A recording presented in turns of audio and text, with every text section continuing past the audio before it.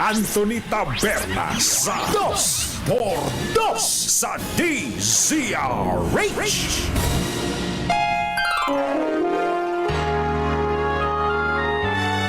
Kauna-unahan sa Pilipinas. Manila Broadcasting Company.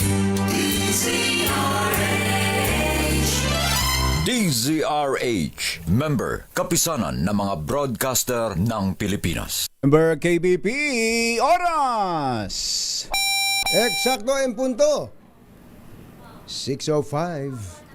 Humahataw, humahagupit, lumalatay na komentaryo sa himpapawid. Dos por Dos. Walang takot sa paghimay sa masalimuot na isyu ng bayan.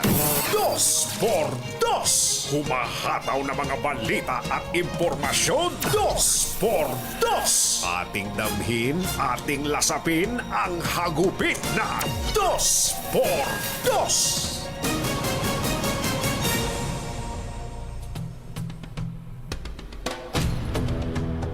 Binatikos ng Malacanang si dating Pangulong Rodrigo Duterte sa tinawag nitong makasariling panawagan na ikudita si Pangulong Bongbong Marcos na ang motibo raw ay para makaupo ang kanyang anak na si Vice President Sara Duterte sa pinakamataas na posisyon sa pamahalaan.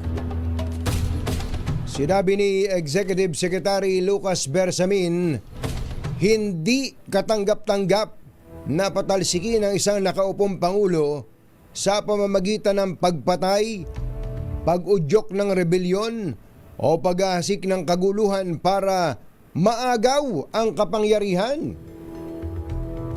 Panawagan ni Secretary Bersamin, ni E.S. Bersamin sa dating Pangulo, igalang naman ang konstitusyon. Huwag itong labagin, itigil ang pagiging irresponsable. Tulad ng kanyang ginagawa na pag-uudyok sa AFP na maglunsad ng kudita laban kay Pangulong BBM bilang solusyon sa tinatawag nitong fractured governance. Maging ang liderato ng AFP ay may pakiusap sa dating Pangulong Digong. Huwag silang idamay sa ingay ng politika dahil nananatili silang tapat sa konstitusyon at sa bayan. Isyu ng bayan ng katotohanan. Dos por Dos. Dos. Pag maitim ang balak, magtago ka na. Dos por Dos. Si Jerry at si Anthony, narito na. Dos por Dos. Hahataw ng todo, urado ka. Dos por Dos. Ang katotohanan, dala nila. Dos por Dos. Walang sinasamba pali, maniwala ka. Dos por Dos. Hataw ng gusto, tol, umasa ka. Dos por Dos. Dos por Dos.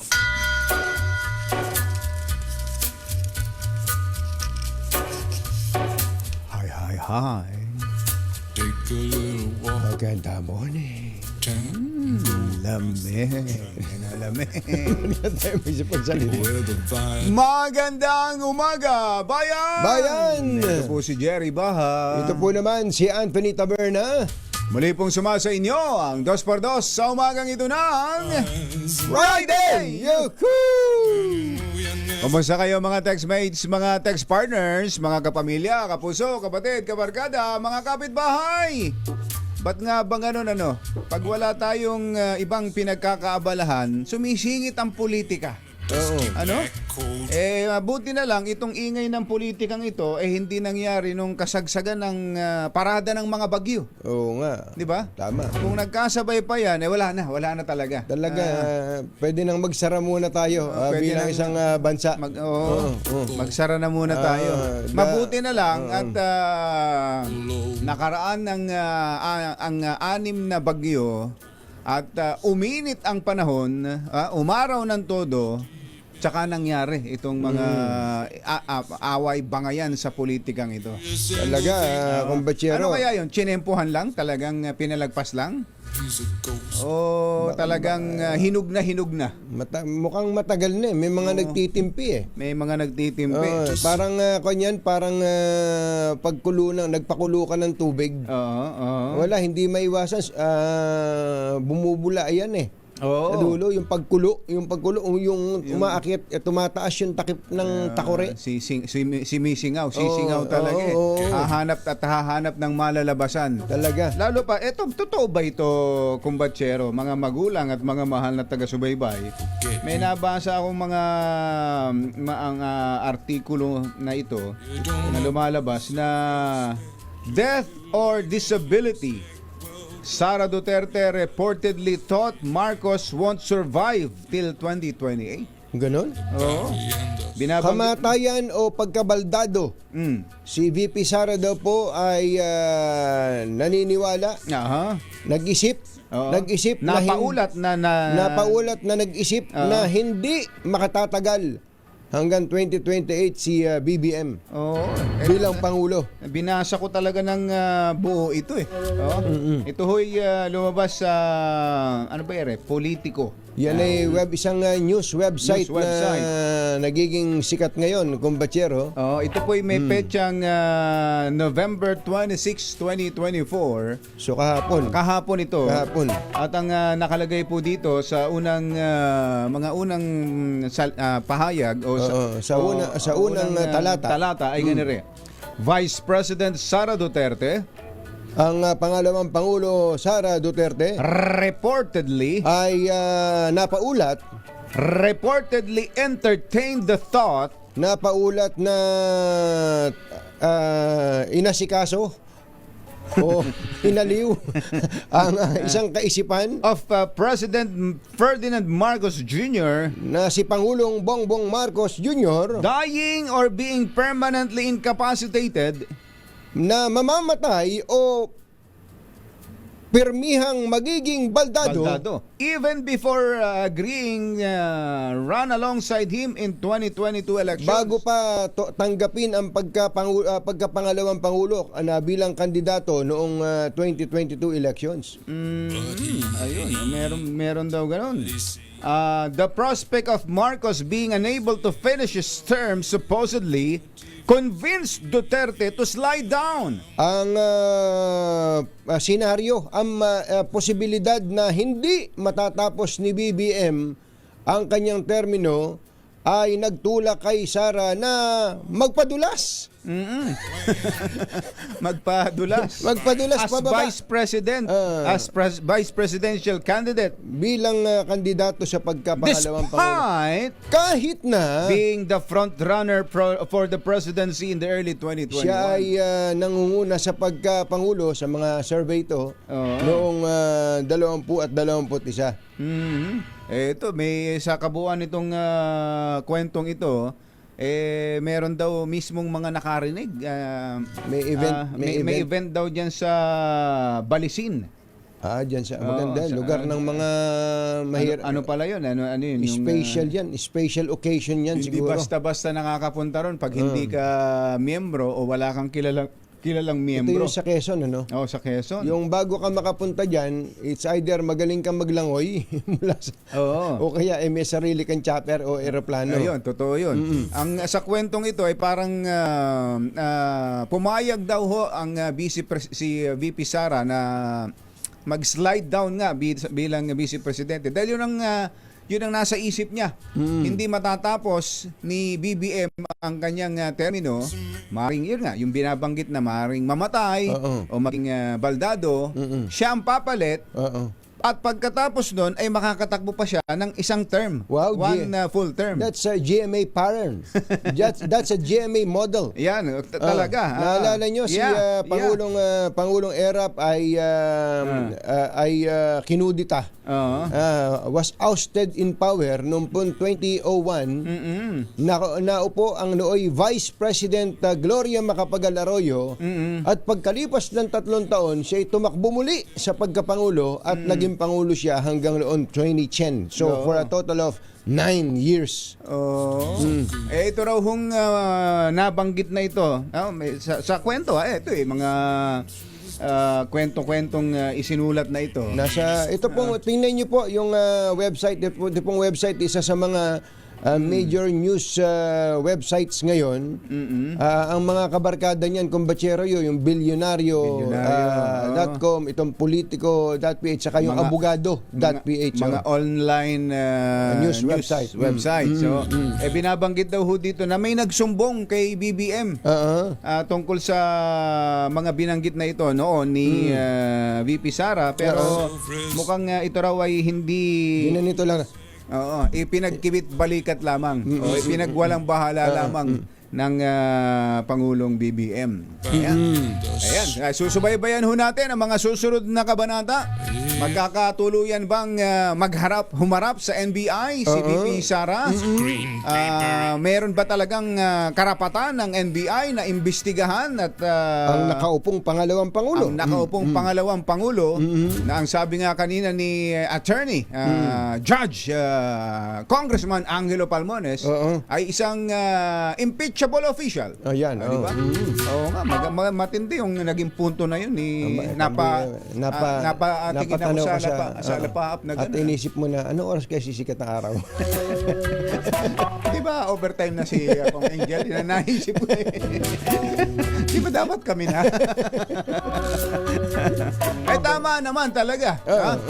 Mamaya siguro ma-educate tayo. Yes. Maghanap nga tayo ng isang edukador. Diyan mismo sa Department of Justice. Pwede ba talaga? Ang pattern natin lagi Amerika eh. Dahil ang ating constitution naman doon nakabase. Yun ba'y ginagawa sa Amerika ng isang impeachable official ay pwedeng kasuhan? Yun ba'y nangyari na rin dito sa atin sa Pilipinas? Ng isang ang president, ang binabanggit na impeachable officials ay President, sino pa? Vice President. Kasama nga ba talaga ang Vice President? Sa mga MPO. Pakinggan po ninyo, mga magulang at mga mahal na taga-subaybay, ang sinasaad ng ating konstitusyon sa Article 11. Ganito po ang mababasa ni Kumbatsero sa nakasulat na yan. Narito po. Pakinggan po ninyo. Medyo malabo eh. Pakilapit nga po. Ayan, nilakihan. Nilakihan. Ito po ay nakasulat sa Article 11, Section 2 ng ating saligang batas at narito. The President, the Vice President, ang pangalawang Pangulo, the members of the Supreme Court, miyembro ng kataas-taasang hukuman, the members of the Constitutional Commission, mga miyembro ng Constitutional Commission, and the Ombudsman. Ayun, Ombudsman pala impeachable official din. May be removed from office. Maaring mapatalsik o matanggal sa kanyang opisina sa pamamagitan ng impeachment for and conviction of culpable violation of the Constitution, yan. treason, bribery, graft and corruption, and other high crimes or betrayal of public trust. Ayan, yun yung mga elemento ng impeachment, di ba? All other public officer and employees may be removed from office as provided by law but not by impeachment. So ito yung pagpapatanggal. Pagpapatanggal yung impeachment sa panunungkulan ng isang impeachable official. Pwede raw doon binanggit yung culpable violation of the Constitution, treason, bribery, graft and corruption, and other high crimes or betrayal of public trust. Tingnan natin. Magtanong tayo ng nagbabasa lang ng mga nakakaintindi dyan. sa mga pangyayari yan, bagamat ang Kongreso ay hindi pa tapos sa kanilang mga sinasagawa. Ang Senado ba tapos na sa kanilang mga investigasyon? Dun sa kay Alice Guo, Oo. ay tapos na sila, nagsawa eh. Nagsawa. Kwan yata, 16 na hearing yata ginawa nila eh. Oo. 16 ba, Mother, o 26? 16 na hearing? Oh. 16. Oo. Tapos na. Siguro, anytime soon ay maglalabas na sila ng kanilang mga findings and recommendations. Inilabas na silang parang diagram, kumbatsero. Oo. At doon sa diagram nila ay, si Pangulong Rodrigo Duterte ang inilalagay na nasa ulo nun? Nung diagram? Ng diagram? Nung diagram? Sa Senate yan, ha? Sa Senate? Oo. Hindi Congress yan, hindi Kamara yan, ha? Hindi. Si Speaker Martin Romualdez yan, ha? Senate to. Senate to. Ito Senate. ay investigasyon ng mga senators. Kaya yan ba'y nilagdaan na ng lahat ng mga senador? Yun ang ating aalamin sa ating palatuntunang ating alamin. Ating alamin. Oras po natin! Achi, Mr. Jalam Tang, Lakyam di Chaphun, 6:20 ng umaga. ACS Balita! Susunod na. Ako mga kababayan, kang Kamindalawan, basta't may balita. Ipagwagwagan ng sikat na tagapagbalita. ACS Balita. Kasama ang 2x2 tandem Anthony Taberna at Jerry Baha. ACS Balita. Ang programang ito ay hatid sa inyo ng ACS Manufacturing Corporation, ISO certified, maker of world-class quality Pride detergent.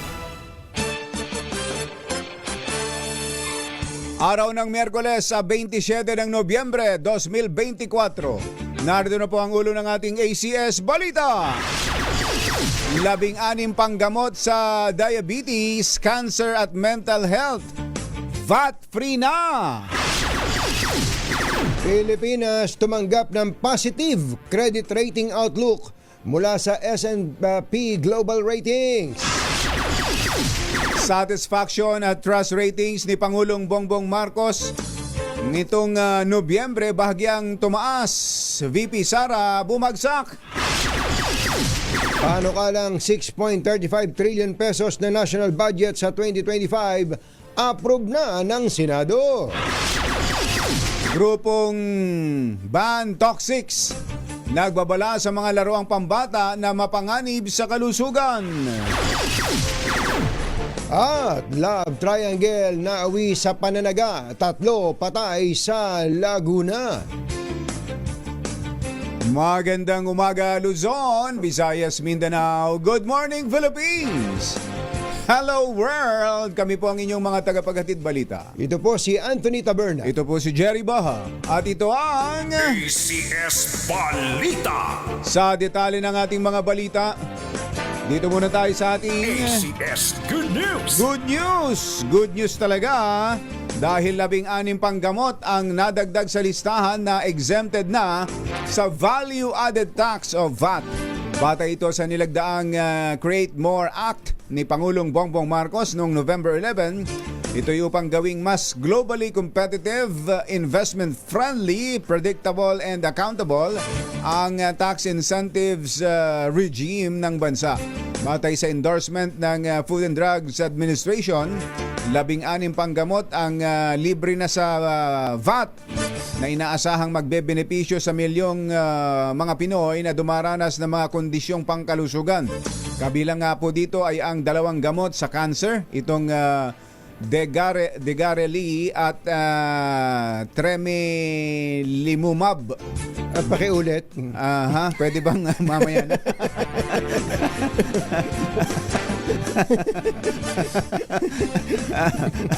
Dalawa sa diabetes. Ito po ang sitagliptin Ayan, at linagliptin. Ayan, madali dito. At 3 para sa mental illness. Meron palang ganun. Baka may kailangan ngayon yan. Oo. Bat free na pala yan, ha? Para namang may pinatatamaan Wala ka, naman, kumatsero. wala naman. Ako pa. Ba't mo naman sinabing ngayon? Baka may nangangailangan ngayon yan. O sige, mamaya. 3 po para sa mental illness, itong clomipramine, hydrochloride, chlorpromazine, and midazolam. Ayan. Ayun. Ito po ay mga mga karagdagang gamot na exempted na sa value added tax. Isa pang good news, binigyan ng BBB plus positive outlook ng S&P Global Ratings ang Pilipinas mula sa stable outlook. Ibig sabihin, malakas ang kumpiyansa ng mga investor at creditor sa liderato ng Administrasyong Marcos. Patunay din ito ng matatag na ekonomiya at political environment sa bansa. Hindi kaya na-late itong hindi pa updated to. Posible namang itaas ang expectation outlook ng Pilipinas kapag nakamit ng gobyerno ang rapid fiscal consolidation na daan para makamit ang target na A rating. Ito pong A sovereign rating. Ito yung kinaiinggit natin minsan sa ibang bansa, kumbachero. Halimbawa sa Thailand. Sa Thailand po katatapos lang ng kudita. Tapos may mga rally-rally pa sa ilang mga lugar doon. Pero tuloy ang buhay ng mga tao. Dating ng turista, Tuloy ang benta ng mga murang damit. mga murang damit. Sana may ganun din tayo. Kung mag-away-away man yung mga politiko, tuloy dapat ang buhay natin. Ayan, dapat ganun tayo. Yun. Alas 6:29 ang ating oras. Naimbag na bigat kada kayo amin na po. Agreeing kayo, gising na. Maayong buntag kaninyong tanan, mga Bisaya, mata na mabutiha. Gising na ba kayo? Yun. Bahagyang tumaas ang satisfaction at trust ratings ng Ilocanong si Pangulong Bongbong Yun pala Marcos naman. ngayong Nobyembre. Habang bumulusok naman ang satisfaction and trust ratings ng Bisaya na si Vice President Sara Duterte. Bata ito sa resulta ng survey ng Tangeray na isinagawa mula November 19 hanggang 22.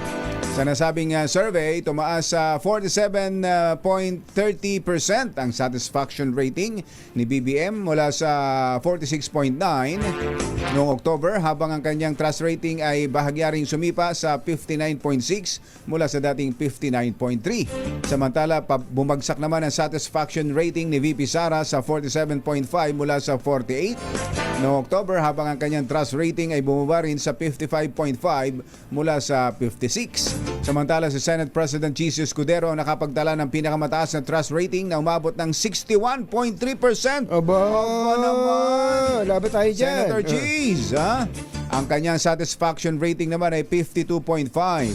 Bahagya rin tumaas ang satisfaction rating ni Speaker Martin Romualdez na nakuha nitong 47.3% mula sa 46.8, habang ang kanyang trust rating ay 57.4% mula sa 57%. Inaprobahan na ng Senado sa ikatlo at huling pagbasa ang panukalang 6.352 trillion pesos na national budget para sa susunod na taon. 18 senador ang bumoto ng pabor. Walang negative vote habang nag-abstain si Senate Minority Leader Coco Pimentel. Sinabi ni Pimentel na nag-abstain siya upang pairali ng kanyang wait-and-see attitude at tignan kung ano ang mangyayari sa BICAM meeting. Pinanatili ng Senate Committee on Finance na pinamumunuan ni Senator Grace Poe ang tinapyas na pondo ng Kamara sa Office of the Vice President at ang inalis na pondo sa ayuda para sa Kaposang Kita Program o AKAP, yung AKAP na maaari pang magbago sa pagtalakay ng BICAM dahil kailangan pang konsultahin ang kanilang counterpart sa Kamara. Tiniyak ni Senator Poe na bawat desisyon sa national budget ay binusisi. Bawat pondo ay sinigurong may tamang layunin at binigyang prioridad dito ang kinabukasan ng bansa. Ayun. So, pinanatili nila yung tinapyas na budget sa OVP, pero yung AKAP ang tinanggal. Tinanggal din nila yung AKAP. Yung AKAP po ay yung tulong para sa mga may trabaho pero kapos ang kita. Yun. Yun, oo. Pero yung AIX Andun pa. ay tuloy. Andun pa, Oo.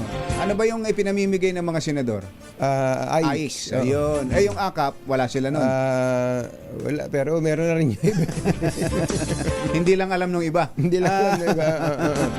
Alas 6:32 ang ating oras. Chef Reggie. Chef Reggie Oy, Aspiras. nanonood ba sa Magandang atin? morning. Aba. Ang aga nagluluto. Ano ba niluluto Ano natin ba? dyan? Masarap Meron ba- na almusal. Meron ba tayong yung lechong bago-bago pa lang kapapanganak? Piglet. Piglet. Mahirap. Nanilitsyon. Nanilitsyon, no? Naku. Pagpasok mo sa tarangkahan nila, makikita mo na yung lechonan ni Chef Reggie. Chef Reggie. Ano? Chef Reggie, we Chef miss Reggie, you. We miss you. Alas 6:33 ang ating oras. Eto, may babala po ang grupong Ban Toxic sa publiko na mag-ingat sa pagbili ng mga pangregalong laruan ngayong holiday season. Sa pag-aaral ng Ban Toxic at Environmental and Social Development Organization mula sa Bangladesh, lumilitaw na maraming plastic toys na ibinebenta sa mga tiyangge sa Pasay at Quezon City ay ginamitan ng kemikal na lubhang mapanganib sa kalusugan ng mga bata. Bukod dito, napatunayan din na malaking bilang ng sampled toys ang hindi tumutugon sa safety standards at walang labeling o tamang babala. Alas 6:33 ng umaga, Diyos maray na aga sa Indogabos, mga Bicolano, mata na kamo, gising na. Naawi sa pananagaan love triangle na ikinasawi ng 3 katao kabilang ang isang senior citizen sa barangay Mayapa, Calamba, Laguna. Kinilala ng Calamba Police sa mga nasawing biktima na sina Felix Anay Busyon, 64 anyos, ang kinakasama nitong si alias Vivian at Dante Lozano na halos humiwalay ang ulo sa katawan sa lalim ng taga. Naaresto naman ang mag-live-in partner na hinihinalang sangkot sa krimen. Ito pong sina Anthony Bustonero, 41, at Cheryl Ann Ulaes, 36. Lumitaw sa investigasyon na nakikipag-inuman pa si Cheryl Ann sa mga biktima noong November 24 at kinabukasan na natuklasan ang bangkay ng 3. Mario. Si Cheryl Ann ang nagturo kay Anthony na utak sa pamamaslang. Sa kwento ni Cheryl, nakatulog siya sa kubo kung saan sila nagiinuman ng 3 biktima at nagising siya ng madaling araw ng November 25 dahil sa mga ingay at nakita niyang wala ng buhay ang mga kainuman. Unaan niya niyang napansin si Lozano na duguan at siyang pinagseselosan ng live-in partner. Mario Josep, ano? Samantala, pagtangkilik ng renewable energy, magpaparami ng trabaho at mga investments. Ayon sa Trabaho Party List. Ito report ni RH52, Edniel Parosa. Kami na Edniel! Investment sa pamamagitan ng naniniwala ang Trabaho Party List na mapalalakas ng bansa ang kalidad ng trabaho at investment sa pamamagitan ng pagtangkilik sa renewable energy. Kamakailan lamang ay pinasinayaan ni Pangulong Bongbong Marcos ang groundbreaking ng Meralco Gera Solar Power Project na itinuturing na pinakamalaking integrated solar at battery storage facility sa mundo. Para sa Trabaho Party List, isang malaking welcome development ito mula kay PBBM, di lamang para sa energy sector, kundi maging sa job sector. Ayon kay Attorney Michelle David Espiritu, nagkapagsalita ng grupo, mapalalakas ito ang iba't ibang trabaho kasamang construction, infrastructure maintenance at paglago ng oportunidad sa sektor ng enerhiya. Bago man ang teknolohiya na dala ng solar power project na kabilang sa mga tinatawag na renewable energy, isusulong ng Trabaho Party List ang pag-upskill o pag-train sa mga manggagawa upang makasabay sa trend na ito. Matatandaang pinirmahan ni Pangulong Marcos ang Enterprise-Based Education and Training o EBET Framework Act na may layuning pagtibayan ng job matching skills na programa ng gobyerno at pribadong industriya. And moving forward, kapag nagkaroon na ng malaking interest, ng more investments dito sa sector na to, patuloy lang, dadami ng trabaho at mahikayat yung mga kabataan na pasukin itong industriya na to. Ito si Edniel Parosa, nag-uulat para sa DZRH. Una sa Pilipinas, una sa Pilipino. Thank you, Edniel. Sa mga gusto nga palang swertehin sa araw na ito, Yan. Wednesday, November 27, Yes. abay lakasan lang ninyo ang inyong mga radyo at ang inyong mga telebisyon Lalo na yung mga nandyan sa Barangay Caloong, Valenzuela. Kaloong. Barangay Caloong, Valenzuela. Alam nyo na kung saan yung lugar ninyo. Andyan at pagala-gala. May pagala-gala at... May pagala-galang naghahanap ng mabibigyan ng pera. Ang ating kasamang si RH6 Sherwin Alfaro, baka kayo ay swertehin. Susunod! Tito Bo! Meron nga bang hawak ng ebidensya ang Department of Justice laban kay VP Sara? Yan.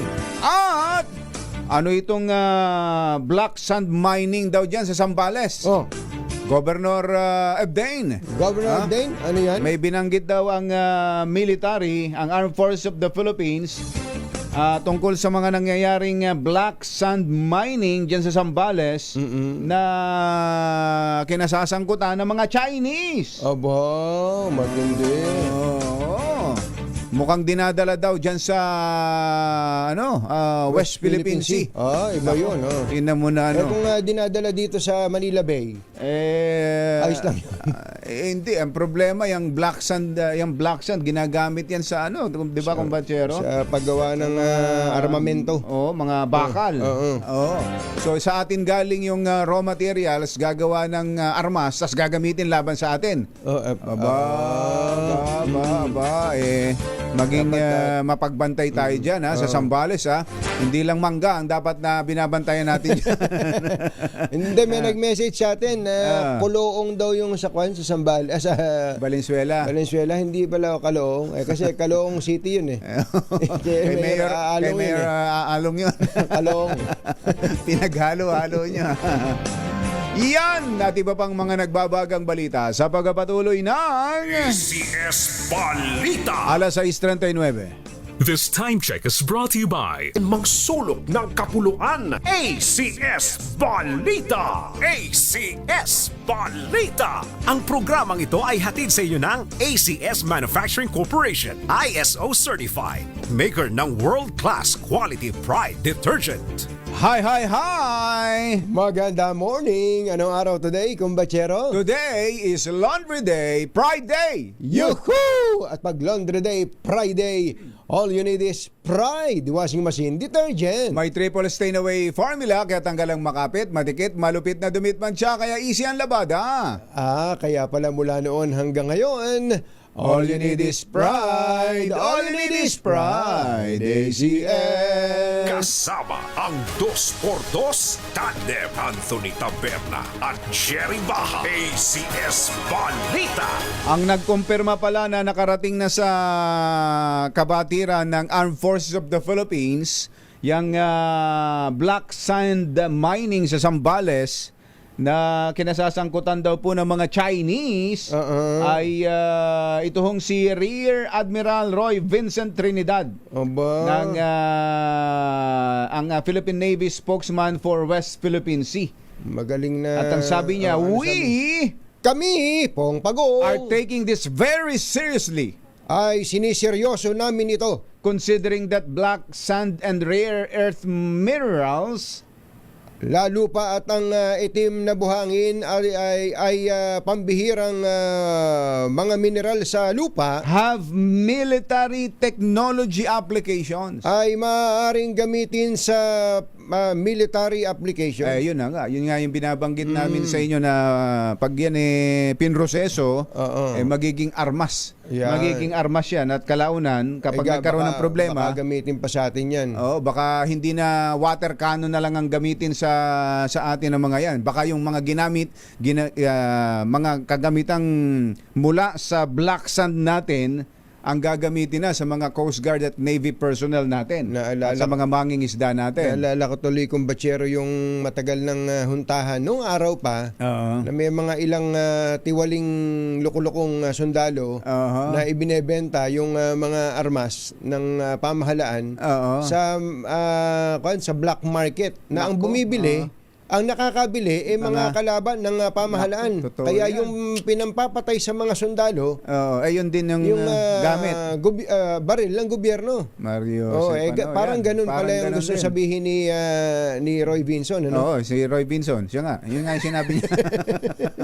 Pelikula yun eh. Galing sa pelikula yun eh. Galing sa pelikula yun eh. Galing talaga si Blackjack eh.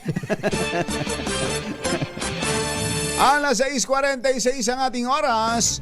Matibay na ebidensya ang video ng pahayag ni Vice President Sara Duterte na may inutusan siyang tao para patayin sina Pangulong Bongbong Marcos, House Speaker Martin Romualdez at First Lady Lisa Araneta Marcos. Ito ang sinabi ni Justice Undersecretary Jesse Andres sa gitna ng investigasyon sa mga banta at banat ng pangalawang Pangulo.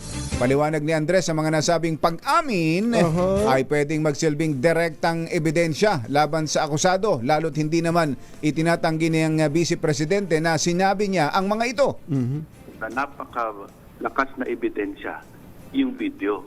Kasi sa ating batas, sa Rules on Evidence, yun pong pag-amin o admission ng isang akusado ay admissible evidence laban sa kanya. And wala na pong kailangan na dagdag na proof to prove an admission kapag yan po ay napatunayan na talagang pananalita niya. At hindi naman po niya itinatanggi na sinabi niya yung pagkuha ng isang assassin at siniguro niya na tapusin at huwag hihinto hanggat hindi namamatay ang tatlong opisyales. And the assassin said, yes, he agreed. At it's no joke, no joke. Yan po ang exact words. Si Justice Undersecretary Jesse Andres. Engineer Tony Nanggel, 12 minutes bago ang alas 7 ng umaga. Let's get ready to rumble! Yan po ang reaksyon ni Senator Bato de la Rosa hinggil sa tanong kung handa ba si Vice President Sara Duterte sakaling arestuhin siya. Kaugnay pa rin ito sa pahayag na may inutusan na si VP Sara na assassin para itumba si Pangulong Bongbong Marcos, First Lady Liza Araneta Marcos at House Speaker Martin Romualdez sakaling may pumatay sa kanya. Giit ni De La Rosa, kung arestuhin at sasaktan ng pangalawang Pangulo ay mas lalo itong lalaban. Samantala, bahagya lang o halos walang magiging epekto sa ekonomiya ng bansa ang tensyon sa pagitan ng pinakamatataas na lider ng Pilipinas. Sinabi sa DZRH ng ekonomistang si Michael Recaport na hindi naman bago ang ingay sa politika. Ayon kay Recaport, basta't manatili lamang sa salita ang banggaan ng ating mga opisyal at magtuloy-tuloy lang sila sa kanilang tungkulin, wala naman itong masyadong magiging epekto sa ekonomiya.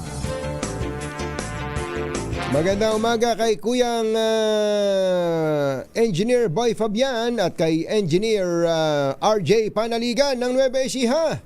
Ang sabi naman po nitong si Defense Secretary Gilbert Teodoro, makatutulong ang reciprocal agreement sa pagitan ng Pilipinas at Japan.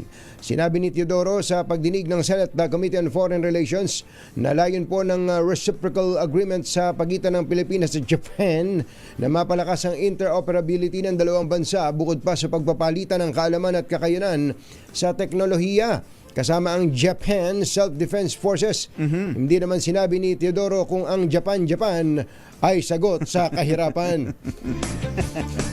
Wala siya sinabing ganun. Ayaw niya sumunod sa kasabihang yun.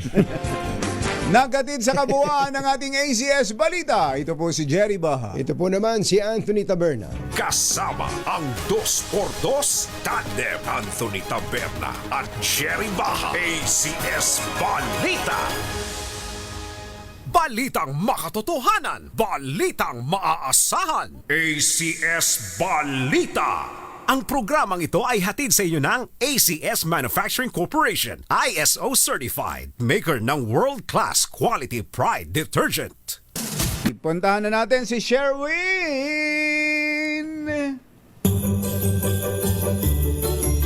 Panalo ang Pasko sa DZRH. Dahil sa Pasko Panalo, mas malakas promo. Tutok lang sa DZRH at manalo kapag kayo'y aming natiempohan na nakikinig sa DZRH AM o nanonood sa DZRH TV at DZRH Facebook. Instant may pamasko ka na, may aginaldo ka pa. 1,000 pesos na aginaldo, may pamaskong Noche Buena basket pa. Mula yan sa DZRH. Lakasan lang makinig sa DZRH Radio at tutok lang sa DZRH TV at DZRH Online. Dahil ang DZRH Una sa Pilipinas, una sa Pilipino. Barangay Coloong, Valenzuela. Andyan si RS6 Cheryl Reynal Faro. Go, go, go!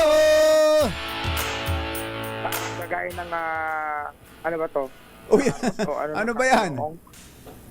Yung batutong manok na nakakulong sa hawla. Ba't panabong na manok? Panabong na manok. Alam mo ba, Sherwin, medyo mag-ingat-ingat ka sa panabong, ha? Mukhang ano to, imported na panabong, oh. Aha. Magandang kita. Ano yan, yan yung maliliit na ano? Oo, leghorn ba to? Hindi, Leghorn, kung hindi. tawag. Yung white leghorn. Yung ba to, leghorn? Pantinola. Meron talagang yung mga ano, ang tawag doon, bantam. Bantam, oh. Meron mga maliliit na manok dati. No? Ayun, kumasya sa hawla ng ibon eh. Galing. Adi maliit lang yan. Hawakan mo nga. Hawakan mo nga sa tenga. Okay, naku mo, tutukain ka oh. Kukurokok. Kanina kumukurokok to, hindi nga yung kumukurokok. Matitig magsalita tong mga gantong alaga. Tingnan mo naman, no? Ayan, parang sa malayo kala mo parot. Pero pag dilapit mo, peke, manok yan. Pero ito hindi nakakapeke. Dahil malakas ang nanonood ng cellphone habang naglalaba. Ay, dito tayo. Habang naglalaba sa cellphone. Wala raw ba silang, Sherwin? Wala raw ba silang transistor radio? May radyo sila, kaso yung kanyang mga anakis ay mga kanyang apo tulog pa. Hindi pwedeng lakasan. Naglalaba. Oo, dahil mamaya pag gising ng mga bata, pwede na siyang maglakas ng kanyang radyo. Habang naghihintay ng oras sayang araw, eto nagmukusot-kusot na si nanay. Yan, nagmukusot talaga naman. Nagse-cellphone. Pangalan niyo pa, Mami? Daisy Pina Rodriguez. Daisy Pina Rodriguez. Daisy Rodriguez. Alam niyo ba mukha kayong artista? Wow. Oo nga, no? Mukha 68 na ako. Ano po? 68 na ako. 68, pero 67 lang. Pero ang lakas pa, ano? Sabi mo, 65 lang. Mami, palagi kayong nagtututok sa Lisa Ray. Yes, every morning. Kahit na nasaan lugar kayo. Kahit nasaan ako. Saan ba kayong galing na lugar? Sa Italy. Taga-Italy. Italy? Aba, Italian pala yan. May ano kayo? Sa bagger. Anong nangyari sa ulo nyo? Aneurysm. Ay, may Okay. Okay na po kayo? Oo, nakasurvive siya. Ay, salamat naman, oh. 10 years na. Pero hindi siya nakakalimot na mag-tune in sa Lisa Ray. At sino pa rin yung announcer pag umaga? Si Anthony Taberna and Jerry Baha. Anthony Taberna, Jerry Baha, may 1,000 pesos ka! Yeah! Thank you po, thank you! Congratulations! Meron din kayong grocery. Yan ang Noche Buena bag mula sa DZRH. Okay, thank you very Thank much. you. Meron pa. Naarawan ka, Mami. Naarawan ka. Ito, lagyan mo na payong. DZRH umbrella. Yun. Ayan. So, Sherwin, si Nanay Daisy ay dating nagtrabaho sa OFW sa Italy. Oo, OFW sa Italy. Umuwi lang siya dahil yung kanyang mother ay nagkasakit. So, yun, kinuha rin ni Lord yung mami niya. Pero ngayon, naghahanda siya para bumalik ulit. Babalik ulit. Sa Italy. Babalik. Saan sa Italy? Sa Binis. Sa Venice. Naku, Grabe naman, ganda naman. Ganda naman. Sa Binis nga daw, wala silang kapitbahay. Walang pakialam mga kapitbahay nila. Panay mais at ubas. Ganon. Sa ano? Mga taniman ng ubas, mga vineyard. Kasi doon daw ang gawaan ng alak, kaya panay tanim ng ubas. Ayun. Kaya pala. Ayos. Ibang bansa naman. Kasi doon lang ako Doon lang sa sa Italy. Italy. Matagal na yung sa Japan. Dumalaw lang ako sa kapatid ko noon. Lahi pala ng OFW sila, no? Oo, lahing yung mga kapatid din kasi ganoon din, OFW din sa abroad, sa Amerika at sa Japan yung isa. Sa US yung isa sa Japan. Batiin mo sila, baka nakatunin sila ngayon. Ay sis, kamusta ka na? I miss you. Both of you. Yan. Yung mother nila kamamatay lamang. Kamamatay lang ng mother ko noon lang Sabado de Gloria. Makikiramay po kami. Nako, salamat po, Ate Daisy. Thank you. Okay, maraming Thank you. Maraming salamat po dito sa biyayang ibinigay niyo sa akin. Thank you so much po. Siyempre sa mga nais manalo ng 1,000 pesos lagi tumutok sa Deezer H Pasko Panalo Promo. Baka kayo nagsusunod nating winner. Ice number 6, Sherwin Battle para Deezer H. Una sa Pilipinas, una sa Pilipino. Yehey!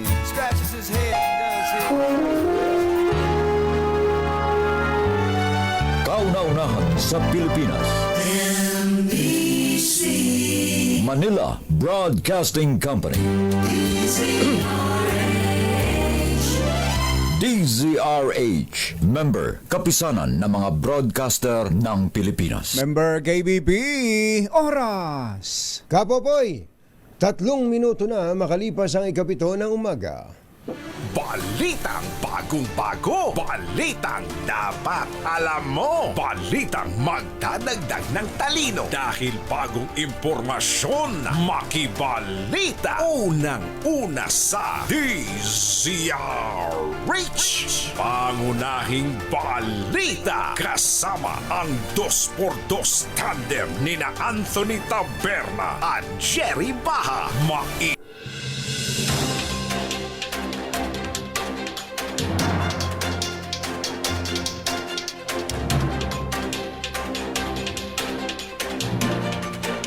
Araw ng Miyerkules sa 27 ng Nobyembre 2024. Narito na po ang ulo ng ating mga pangunahing balita. Sa pina ng NBI kay VP Sara, natanggap na ng OVP. Malacanang umalma kay dating Pangulong Duterte, binatikos ang panawagang military intervention. Loyalty check sa AFP, hindi kailangan. Pangulong Bongbong Marcos at VP Sara posible pa raw magkaayos ayon kay Professor Clarita Carlos. Investigasyon ng Senado sa Pogo tinapos na. Duterte administration posibleng nakinabang din sa Pogo operations ayon kay Senator Risa Ontiveros. Dating economic advisor ni dating Pangulong Rodrigo Duterte na si Michael Yang isinasangkot sa paniniktik ng China sa Pilipinas. Kaso ng leptospirosis sa Metro Manila umakyat na sa alert level. Magandang umaga Luzon, Visayas, Mindanao. Good morning Philippines. Hello world. Kami po ang inyong mga tagapaghatid balita. Ito po si Anthony Taberna. Ito po si Jerry Baha. At ito ang Pangunahing balita.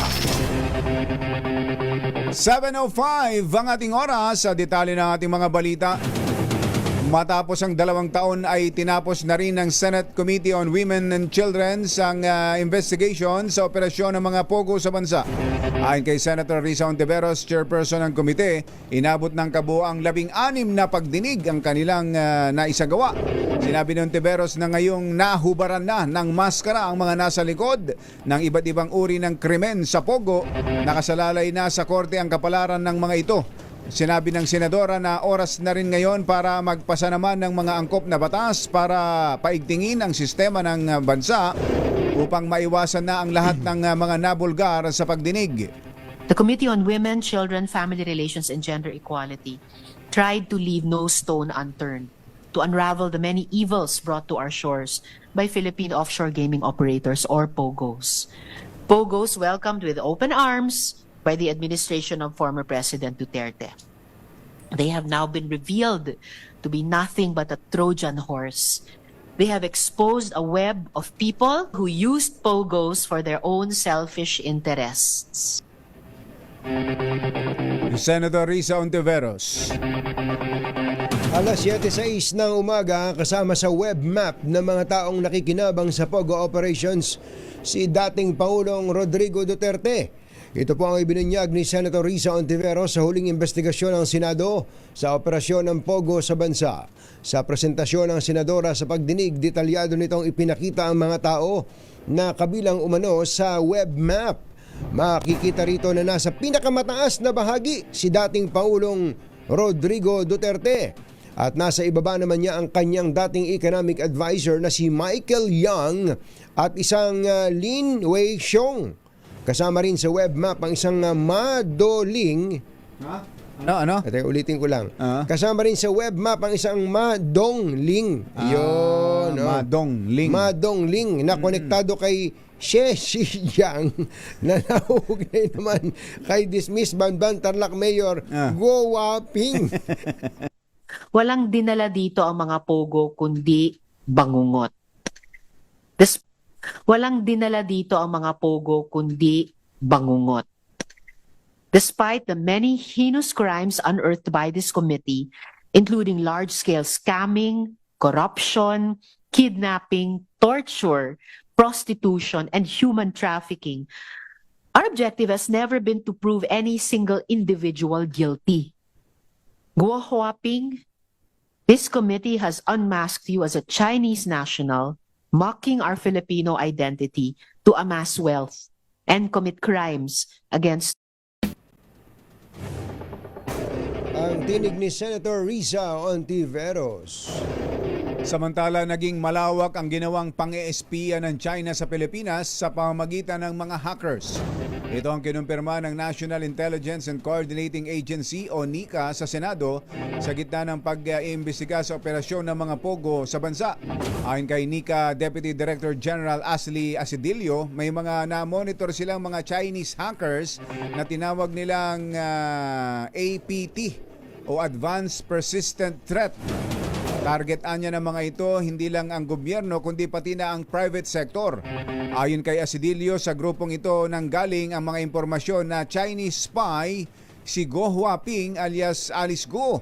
May impluensya din daw ang naturang mga hackers sa mga pogo hub at gambling sites gaya ng Cagayan Economic Zone Authority o sa ZESA.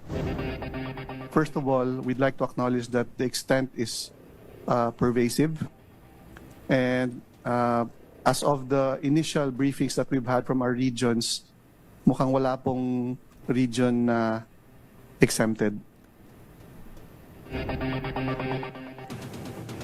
Si NICA Deputy Director General Ashley Asedillo.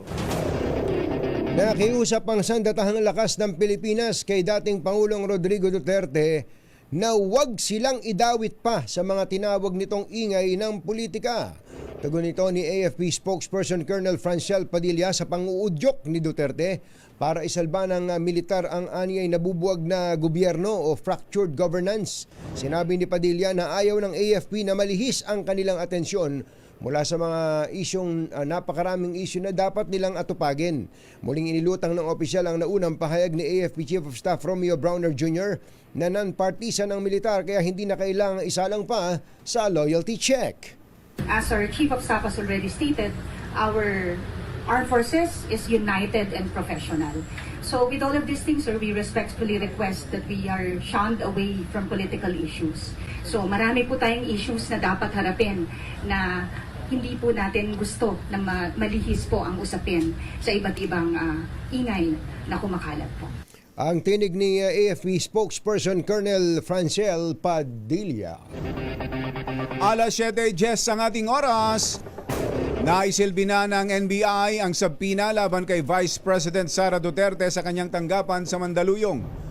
Ang subpina na may lagda ni NBI Director Jimmy Santiago ay isinilbi ng NBI Special Task Force at tinanggap ng OVP bago mag-alauna ng hapon kahapon. Sa subpina, inatasan ni Santiago si VP Sara na magtungo sa tanggapan ng NBI sa Biyernes ng umaga upang maipaliwanag ang kanyang panig kaugnay sa kill threat nito kina Pangulong Bongbong Marcos, First Lady Lisa Marcos at House Speaker Martin Romualdez. Nakasaad din sa subpina na iimbestigahan si Inday Sara sa kasong grave threat at posibleng paglabag sa Anti-Terrorism Act. Inamin ng NBI na may natanggap itong hindi kumpirmadong impormasyon na nakalabas na ng bansa si dating presidential spokesperson Harry Roque. Ayon kay NBI Director Jimmy Santiago, hindi pa ito beripikado kaya tumanggi itong magbigay ng karagdagang detalye hinggil sa issue. Si Roque ay tinutugis kaugnay sa arrest order na inilabas ng Kongreso. Naharap din siya sa kasong human trafficking na isinampa naman ng PAOK sa DOJ. Expected na ang pagsaklolo ni dating Pangulong Rodrigo Duterte sa kanyang anak na si Vice President Sara Duterte. Ayon kay House Deputy Majority Leader Jefferson Conghun, inaasahan na nilang to the rescue ang dating Pangulo dahil mabibigat at sunod-sunod ang nagiging isyong kinakaharap ng anak. Sa tingin ng kongresista, nais lamang pagtakma ng dating Pangulo ang isyu at ilihis ang atensyon ng tao mula kay Sara. Tingin natin sa sobrang bigat ng mga isyu ngayon ng ating Vice President, kailangan niya ng tulong ng kanyang ama para tulungan yung anak na pagtakpan kung ano man yung kinaharap ng ating Vice President. Isa lang ang masasabi natin, i-explain lang niya kung paano ginamit ang confidential fund. Yun na yun, Si Congressman Jefferson Conghun. Tinawag ni Executive Secretary Lucas Bersamin na isang makasariling hakbang ang panawagan ni dating Pangulong Rodrigo Duterte sa militar na manghimasok sa nangyayari ngayon sa pamahalaan upang patalsikin sa pwesto si Pangulong Bongbong Marcos. Sinabi ni Bersamin na ang ganitong gawain ay layong makaupo sa pwesto ang anak ng dating Pangulong Duterte na si VP Sara Duterte. Ito pong matapang na sagot ni E.S. Bersamin sa panawagan ng dating Pangulo sa Armed Forces na maglunsad ng kudita laban kay PBBM. Apilaan ni Bersamin sa dating Pangulo, igalang at huwag labagin ang konstitusyon at itigil na ang pagiging irresponsable tulad sa kanyang ipinapakita. Sinabi ng Little President, Executive Secretary, na nakakagulat anya ang garapalang panawagan ni dating Pangulong Duterte sa AFP na maglunsad ng kudita laban sa Pangulo. Hindi anya katanggap-tanggap ang marahas na pangaagaw ng kapangyarihan upang madaliing maluklok bilang Pangulo sa pamamagitan ng pagpaslang, panggugulo at pag-aalsa ang kanyang anak. Matindi itong binitawan ding salita ni E.S. Bersamin, Oo. Samantala, dismayado si Congressman Joey Salceda, ang chairperson ng ng Murang Pagkain Super Committee sa Kongreso, na hindi pa rin nare-resolba ang biggest agricultural price manipulation case kaugnay ng importasyon ng bigas noong panahon ng administrasyon ni dating Pangulong Rodrigo Duterte.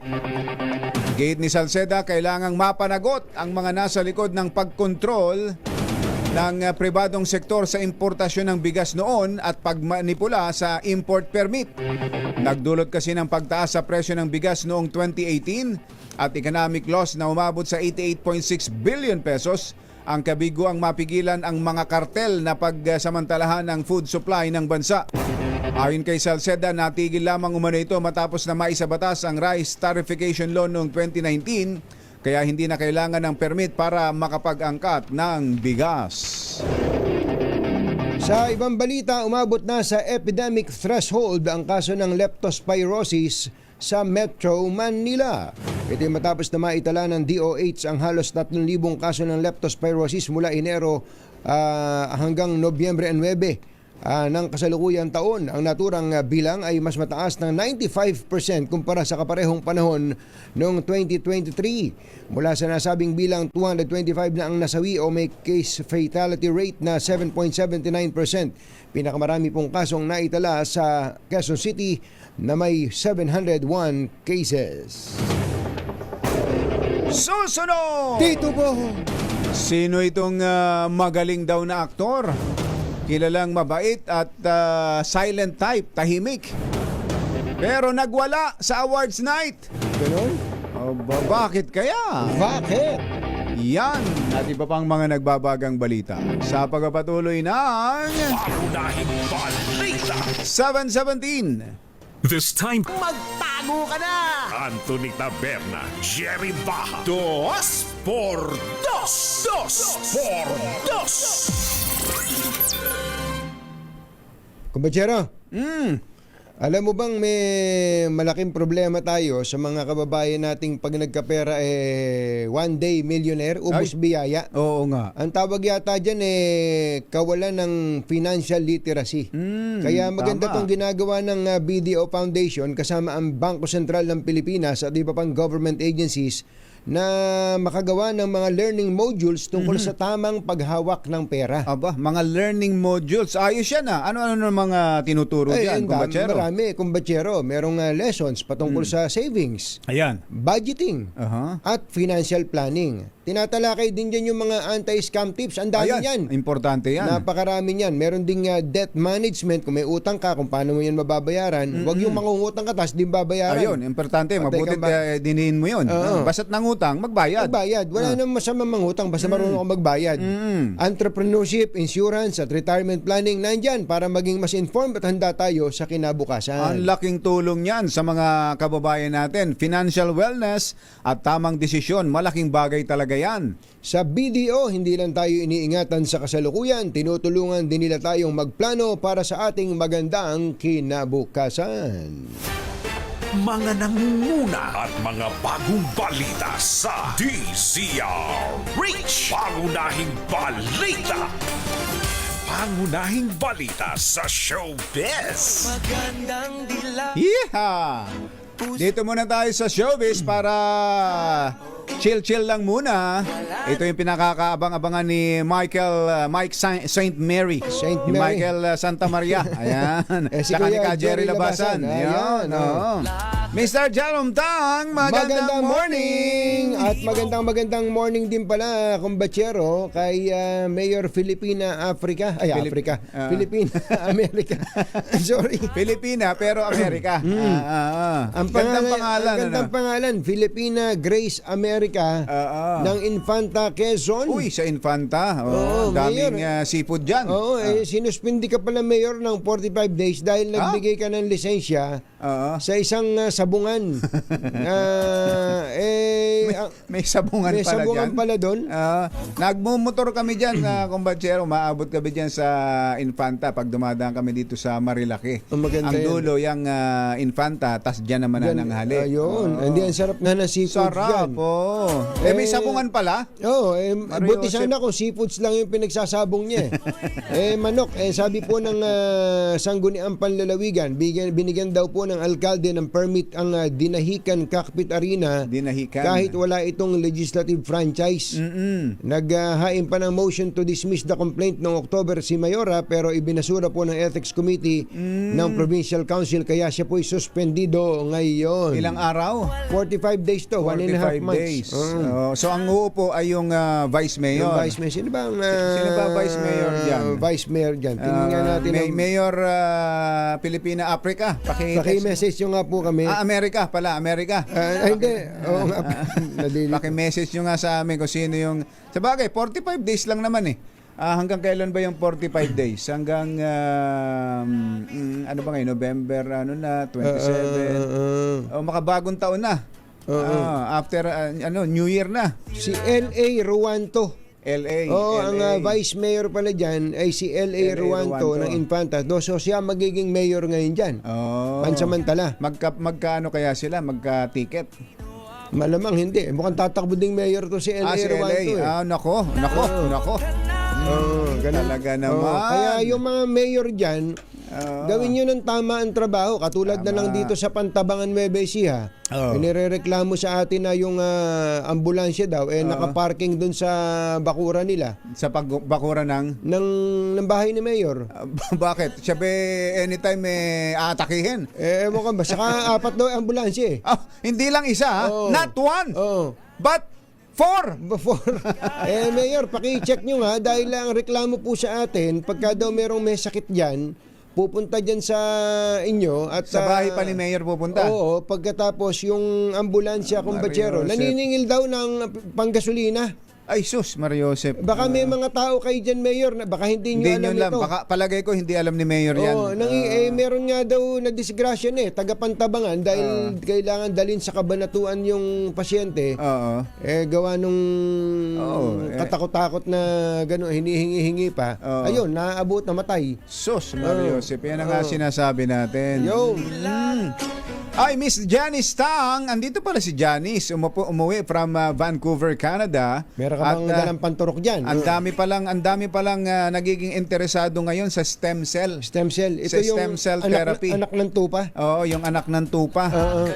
Paano nga ba namang hindi ka magiging interesado dyan? Pag narinig mo ang kwento ni Senator Juan Ponce Enrile. Oo naman. Ang kwento ng si dating Pangulong Rodrigo Duterte. Si dating Pangulong Joseph Estrada. Sabi nga ni Erap daw alam mo, lahat ng leading lady ko at lahat ng mga kontrabida sa pelikula ko, patay na. Ako na lang buhay. Dahil ba sa stem cell yun? Hindi natin alam. Hindi natin. Si dating si First Lady Imelda Romualdez Marcos. Ating Janice. Wala ba tayo dyan? Si BIR wala ba tayong libreng turok ng stem cell dyan? Oo, baka naman lamb chops na dala mo dito sa Pwede rin. Pwede rin, ha? Magandang morning kay BIR Commissioner Jun Lumagi. Nalaman nyo na ba kung sino may-ari ng mga bude-bodega ng sigarilyo dyan sa Nueva Ecija? Na-check nyo na ba, Commissioner? Politiko ba yan? Ha? Politiko? Pambira talaga itong mga hindi pa ba kayo na talagang yung ibang mga politiko walang kabusugan naman Diyan tayo nagkakaroon ng problema yung corruption, yung pangungupit, hindi ho nawawala kahit sa Amerika, sa atin, kumbatsero. Sa atin sa Amerika. Kaya nga umalis tayo ron pambira. Kaya nga iling-iling pa ako. Papalapalatak pa ako. Makaalis na nga rito. I'm kind of disappointed. Pero kapag pagkagarapal na, naging greedy na, yung wala ng kabusugan, doon tayo makakanal ng husto. Saka ang problema dyan, kumbatsero, halimbawa, kapartido ka, ikaw ay gawa ng gawa. Yung ang natitira na lang sa proyekto mo, 30% na lang halos dahil sa kaswapangan mo, Congressman. Baka naman uubra na isaalang-alang mo naman yung leader ninyo. Kapag gumawa ka ng kalokohan, tapos tuloy-tuloy ka dyan, ang akala, alam nung diba? Pinababayaan ka. Talaga. Kaya ito dapat talaga mahataw na ng gusto itong mga ito sino ba ito? Sino ba itong magaling daw na aktor? Sinulit ang libreng alak sa awarding ceremony. Ano ba yung gipet? Dahil libre, masama sa libre? Kaya lang alak, yun ang masama. Sino yan? Idetalye mo nga. Showbiz legend Marley Alinio. Magandang morning, Marley! Yes! Magandang morning, Luzon, Visayas at Mindanao. Sa isang katatapos na award-giving body, usap-usapan ngayon ang isang aktor na nagpakalango-lango sa alak, nagpakalasing-lasing sa alak. Bawat table kasi ay lagyan ng alak. Pero hindi pa nakontento sa isang bote ng alak itong si aktor. Hingi pa rin siya ng hingi at pati kabilang na table, hiningi yung alak. Ilaklak ng ilaklak. Dahil libre nga ang alak, sinulit nitong magaling na aktor na ito ang pagkakataon na iyon. Kaya naman nang matapos ang naturang award-giving bodies ay nakahanduse na lang doon sa kanyang table itong si aktor na lasing. Naku, nakakaloka. Dahil libre, pinag-iinom ang naturang alak. Ayan, ang aktor na napakahusay na aktor na nandoon dahil Tita Morley, bago mo nga banggitin yung aktor na yan. Yung pangalan yan, bago mo banggitin ang pangalan. Banggitin yung pangalan mismo ng aktor na yan. Bago mo lang banggitin, totoo bang inaresto ng pulis yung misis ni Chito Miranda, Naig. si Neri Naig. Oo. Bakit? Ito ay issue na naman na kung saan may scam na naman. Meron na naman daw na inutang ang naturang actress na milyon-milyon ang halaga. Naku po. Well, sa ngayon, nasa kustudyo nga ng kapulisan ang naturang dating actress. Kaugnay ng issue na sa kanya ay ipinataw ngayon. Actually, marami ang nalulokat na babaliw. Dahil alam naman natin na itong si Neri. Maraming fans yan eh. Oo. Ay, marami ring restaurant. Maraming restaurant, oo. Diyan sa Tagaytay. Oo. Ito, meron daw Sino kaso. complainant? Kaso ang sinampa 14 counts kumbachero, 14 counts ng violation ng Securities Regulations Code. Kaya ang Ano yun, sa cheque? O hindi iba pa, iba mga pa? scam, parang scam kaya ang piyansa kumbachero ay umabot ng mahigit 1 milyon. Oh, laki rin, 1.7 million kasi 126,000 per count. So 1.76 million ang piyansa na itinakda ng husgado itong Pasay RTC Branch 112. At yan nga ang tungkol nga dyan ay dahil parang nasangkot siya sa mga may estapa pa pala. May estapa pa palang isa. Tapa, yan ang mga pinagsampa kay NRE. Well, hindi nga nagbibigay pa ng pahayag ang naturang dating actress at ang singer na kanyang asawa. Ayan. Well, nakaantabay nga dyan. Nakuha nga yung issue na yan, yung report na yan, ng napakahusay nating reporter na si Baino Chikakas. Ayan. Chikakas. Ang issue na yan. Anyway, Sino yung aktor? Ang naturang aktor na nagpakalango sa alak, Sa libreng alak. ay si, tago natin sa initial na letter. S. Ayan. S. S. Sikat ba yan? Ha? Sikat ba yan? Sikat siya dahil magaling siyang aktor. Pangalanan mo na kaya para May mga kamag-anak ba yan? May mga kamag-anak ba yan na nasa showbiz din? Wala. Ayan, wala. Ay, wala. Okay. Yan ang ating DCRH Content News. Ako ang inyong RH47, Marley Alinio, para sa DCRH, una sa Pilipinas, una sa Pilipino. Babu!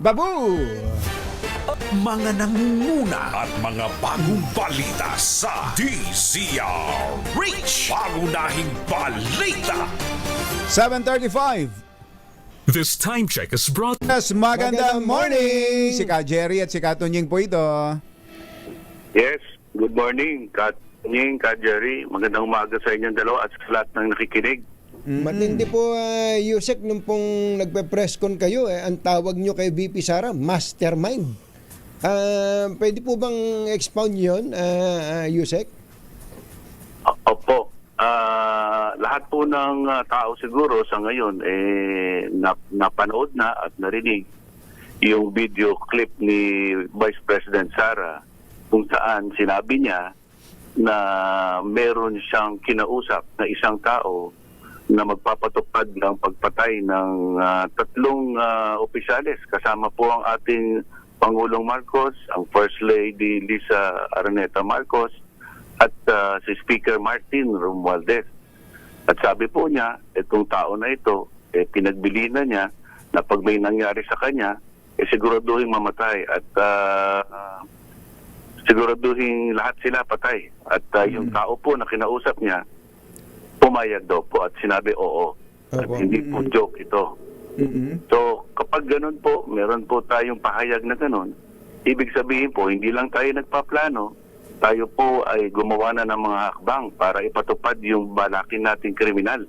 Kaya po sabi ko, siya ay isang self-confessed mastermind. Dahil inamin po niya sa harap ng buong publiko na yan po ang kanyang hangarin. At ginawa na niya. Gumawa na siya ng hakbang. Napakadelikado po niyan. Hindi po natin alam kung sino yung kausap niya.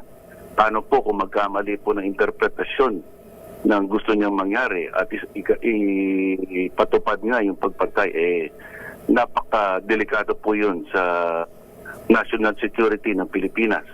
At ang banta po laban sa Pangulo. Kaya po we cannot take this lightly. We have already conducted our investigation, yung NBI po at kapulisan. Gumagalaw na po ang intelligence community para malaman po kung sino itong inatasan ng ating Vice President na magganap ng pagpatay sa kanilang mga 3 opisyalis na ito. Opo.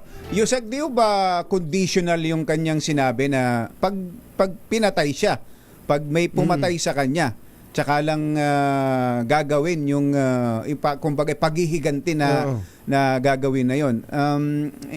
Yun ho ba mali na ho ba yun? May paglabag na ho ba yun? Opo. Go ahead po. Unang-una, Jerry, yung paghihiganti, labag sa batas yan. Yung revenge. Sedition po yan dahil ang isang tao na dinedirekta niya ng revenge or harm ay Pangulo ng bansa. At sinasabi ko paulit-ulit, wala pong conditional threat. Pag kayo ay nagbanta sa isang tao, banta po yun. Bigyan ko kayo ng halimbawa. Pag sinabi ko, pag hindi mo tinupad ang iyong pangako, papatayin kita. Kung tinupad mo, hindi kita papatayin. Ngunit sa konteksto po ng pananalita, pananakot pa rin yun. It is a disturbance of the public peace. Ito yung disturbance po ng personal security ng isang tao. Whether gagawin niya yun o hindi ka naman nakakatiyak. Pero yan po ang nakasaad sa ating revised penal code. Even a conditional threat is punishable under grave threats.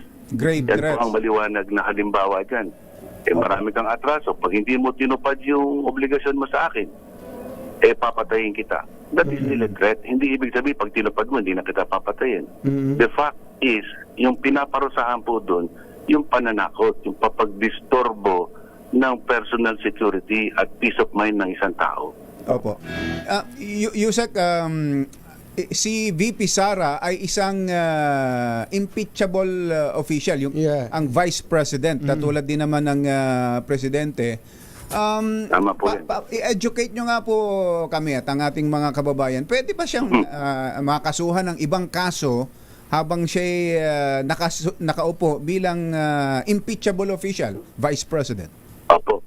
Ganito po yan. Under the Constitution, the President and the Vice President are impeachable officials. Ibig sabihin po, ang permanenteng pagtatanggal sa kanila ay dadaan sa proseso na tinatawag nating impeachment na maaring simulan ng Kongreso at aabot sa Senado. Ngunit, ang Vice Presidente hindi po immune from suit, a criminal case. Yung immunity from suit applies only to the President during his term. Kapag kayo ay sitting President, hindi ho kayo pwede kasuhan. Dahil during your term, you cannot be impeded in the delivery of service. Ang Vice President, ang Vice President, executive kayo. Ang Vice President hindi po sakop ng immunity from suit. Kagaya po ng senador, hindi po immune from suit. May nakukulong po tayo mga senador. Laila de Lima, si Trillanes. Yan po mga pwedeng kasuhan kahit po mataas na opisyalis. Kagaya ng Vice Presidente, they can be held accountable for criminal laws even during their term. Ayun, buti kinlaro niyo yun. Kasi ang naiisip po ng marami nating kababayan, dahil siya ay impeachable official, ay hindi siya pwedeng ma-prosecute criminally and administratively. Hindi po. Wala pong nakasaad sa Constitution that the immunity applies to the Vice President. Pero specifico po nakalagay ang immunity from suit ay para sa Pangulo during his term. Opo. Okay, so ngayon po ay meron na siyang subpoena at ipinatawag ng NBI. Kung hindi ho ba masasatisfy ang NBI sa kanyang paliwanag, pwede na siyang arestuhin kaagad ng NBI? Well, unang-una, tama po kayo na ang National Bureau of Investigation, kapag may national security threat na tumutungo po sa Pangulo, siya po ang primary law enforcement agency. Kaya po agad-agad, nung nalaman namin itong pahayag na ito, kailangan kahapon natanggap na ng Vice Presidente yung subpoena para humarap sa NBI. At ang pahayag po ng ating Vice Presidente ay pupunta siya. Sasagutin niya at haharap siya sa NBI para sa investigasyon. At bibigyan po natin siya ng lahat ng pagkakataon na magpaliwanag. Ngunit aalamin po namin mula sa kanyang bibig kung sino yung talagang kinausap niya. Dahil kailangan po niyang ilahad yung katotohanan.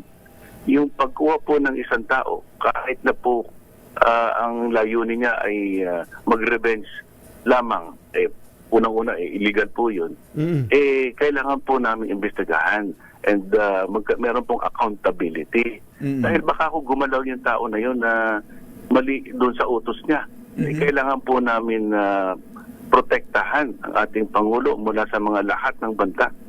Dahil hindi ho pwedeng maglingkod ang Pangulo na may active threat sa kanya. Meron pong banta. Paano po siya magbibigay ng serbisyo sa mga pinupuntahan niyang lugar kung meron pong posibilidad na ang assassin na kinontrata ni VP Sara ay aaligid-aligid lang? It's a threat to our democracy, Tunying. It is not just a simple threat to the President. We will have chaos and anarchy if the President is actually killed. Can you imagine that scenario? And the Vice President is the beneficiary of the death of the President. Can the people accept someone who killed someone to be the President? Malaking problema po yan. Hindi po dapat mangyari ang ganyang senaryo. Kaya pag-iingatan po natin ang kaligtasan ng Pangulo. Tinitingnan nyo na po ba yung bigger scenario na banggit nyo nga, na para bang may plot, meron talagang clear and present danger at para sa kaligtasan ng Pangulo, at meron talagang plot, hindi lang po itong statement ni VP Sara, kundi may iba pang mga tao who may be behind a destabilization plot against the President? Tunying, mukhang nagbabasa ka na ng lobok. Alam mo na yung clear and present danger. Naririnig lang po namin sa inyo yun. Opo, Opo, nabanggit ko po yan sa isang pahayag ko. Dahil normally, freedom of expression is respected. Kung gusto po niyong magsalita, dapat to bigyan kayo ng kalayaan para magpahayag. Ngunit may limitasyon po yan. Ngayon, pag meron ng clear and present danger, an imminent threat to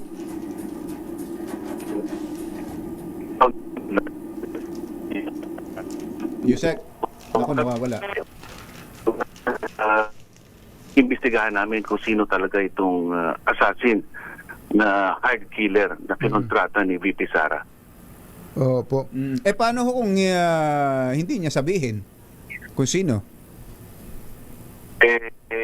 We have other means to investigate kung ano man po yung makalap naming ebidensya galing po sa mga intelligence community natin. Ang NBI po meron ding mga pamamaraan. Ngunit ito pong mismong pag-amin ng Vice Presidente is evidence in itself. Ito po ay admission that is an admission that is against your interest, and it is also admissible as evidence against you. Dahil wala naman sa Vice Presidente na magsalita nung sa mga pinahayag niya. Siya po ay voluntaryong nagbigay ng katotohanan na meron na siyang ginawang mga hakbang para kumuha ng isang hired killer. Kaya that is also evidence against you. No evidence is needed to further support your own admission. Inamin mo na eh. So bakit pa kami magpapakahirap na kontrahin yung sinabi mo kung ikaw mismo inamin mo na meron kang balakin na kriminal. So part po ng magiging ebidensya kung magpo-file kami ng kaso ay yung admission ni VP Sara. At kung sakaling may mga mabuong kaso ang Department of Justice at ma-file sa korte, doon pa lang po mangyayari ang posibleng pag-aresto, Yusek. Tama kayo, no? Yung subpoena, hindi naman po rason yun para mag-aresto, but disobedience to a subpoena or a lawful summon. Alam ko po haharap naman siya. Opo, may Pero pasabi may naman. conditionist din siya. May conditionist lang siya na pag ako ay sumagot, kailangan sumagot din kayo sa mga tanong ko sa inyo. Oo nga po. Yun po ang dagdag niya. We will address that when it happens. Pero bibigyan po namin siya ng pagkakataon na magpaliwanag. Ngunit kakalap din kami ng independent na ebidensya para kung may kaso, iba na po ang polisiya ng DOJ. Dati po, ang Department of Justice pwedeng mag-file ng kaso even just on probable cause. Binago na po namin yan. Kasama po sa mga reforma na ipinatupad ng ating Secretary of Justice, Boying Remulla, na itaas yung antas ng ebidensya bago kami mag-file ng case. Gusto namin yung sigurado, solid case na will stand the scrutiny of the courts. Kaya reasonable certainty of conviction ang level of evidence namin. Prima facie evidence with reasonable certainty of conviction, doon po namin ipa-file yung case. Kapag hindi po malakas ang kaso, hindi po namin ipa-file. So bibigyan namin ang pagkakataon ng Vice Presidente, ngunit kakalap din kami ng ebidensya para palakasin ang kaso at doon, at that point in time, posible pong mag-file ng case. No po, okay. Eto, panghuli na lang. Yung kay itong pinakahuling pronouncement po ng dating Pangulo naman, si dating Pangulong Rodrigo Duterte, na may na parang ang dating parang nag-uudyok sa military. Ito po ba tinitingnan na rin ng Department of Justice, Yusek? Tama po yan, ano? At the outset, I would like to categorically state that there is no such thing as a fractured governance, whatever that means. Hindi ko po maintindihan ano po ang binabanggit ng dating Pangulo na there is a fractured governance, kaya po merong remedyo na dapat pong gawin ang militar. It is an insult po to the entire bureaucracy. We are a functioning government, nagbibigay po tuloy-tuloy ng social services ang ating bayan, tuloy po ang governance, bukas po ang mga korte, lahat po ng demokratikong institusyon natin gumagalaw. I do not know where the President is coming from saying we have a fractured governance. Kung ano pong pananaw niya, kanya lang po yun. At wala pong dahilan para ang military ay maging remedyo dahil wala naman pong fractured governance. The military is only tasked by the Constitution to protect the people from physical harm. It is a protection to the people that is lodged with the military. Hindi po civil governance. Wala ko silang pakialam doon. And the former president should not provoke the military to interfere in civil governance. There is no remedy coming from the military to address civil governance. Kaya nga I told them that this is bordering on sedition. Tinatanggalan po ng suporta ang Pangulo. Kaya po we are also considering investigating this matter, whether this is a crime of sedition or inciting to sedition that is already happening. And we will look at the events kasi we are looking at it from the entire context. Yung pagbabanta po ng Vice Presidente, ngayon mayroon mga konting tawag para magdemonstrasyon, and then ngayon may mga pahayag na kailangan makialam ang militar. We will look at the entire picture and we will act accordingly based on evidence. Opo.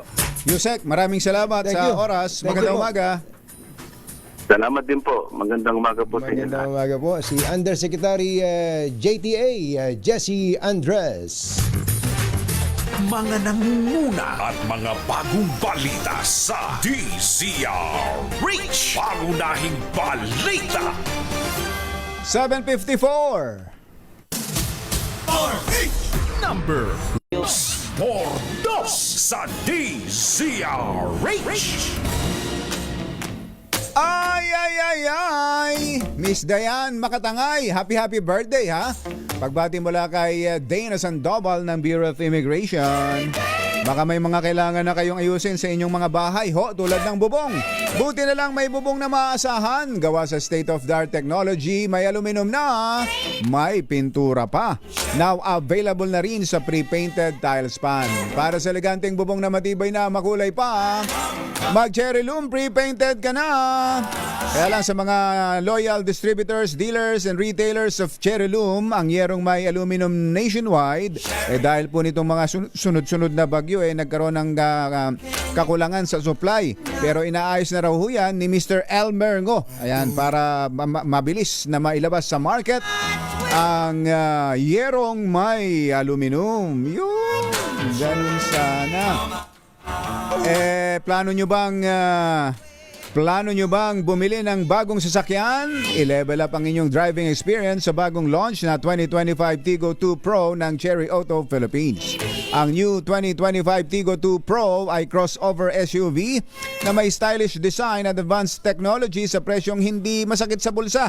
Ang new Tigo 2 Pro ay mayroong 1.5-liter dual overhead cam engine na maaaring i-pair sa 5-speed manual o 9-speed CVT at may dalawang driving modes. Sport mode para sa mas malakas na engine response at Eco mode para sa mas matipid na pagmamaneho. Ang new Tigo 2 Pro crossover ay merong ding 10.25 inches na infotainment, wireless Apple CarPlay at Android Auto, HD reverse camera na mayroong dynamic auxiliary lines at cruise control. Mula sa halagang 708,000 pesos cash purchase ay magkakaroon ka na ng brand new Tigo 2 Pro crossover SUV manual transmission. Ayan. Bukod sa napakagandang features at performance ay may warranty package din ito na tiyak na magbibigay ng worry-free ownership, 5-year bumper to bumper o 150,000 kilometers na warranty. Alimando na mauna, free 3-year roadside assistance at free PMS for 1 year ang kasama sa warranty package. Ano pa hinihintay? Puntahan na. Diba, Kuyang Rommel Sitin? Diba? Uy, humahabol. Tingnan nga natin. Tingnan nga natin ang sitwasyon dyan sa EDSA Shrine. Doon si RH5, Val Gonzales. Come in, Val! Jerry at Anthony, naging mais naman ang pananatili dito sa EDSA Shrine.